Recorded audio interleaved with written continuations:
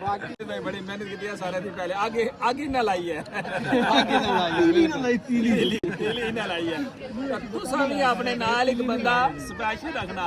जड़ा तीली लासी ते फिर माल बक्सी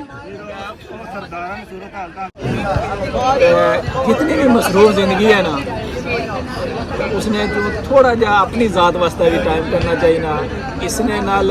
जिस तरह असा कोई खुराक खाने तो जिसमें ये ताकत अछनी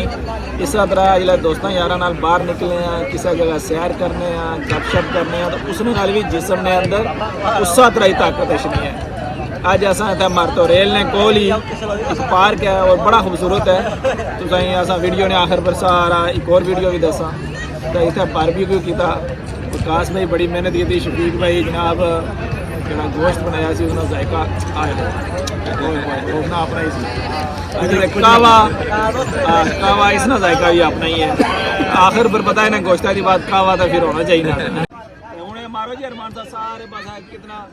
फैमिली माहौल है जबरदस्त किस्म का एरिया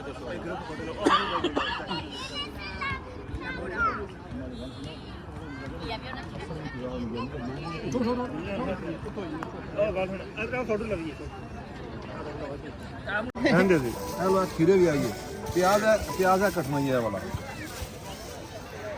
मैं शरीक भाई मस्जिद ना माड़ी नहीं सही आई नहीं सही आई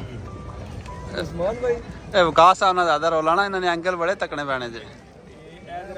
मैं अपने एंगल सीधे करवा कर रखना पहले ही बोनलेस दियो बोनलेस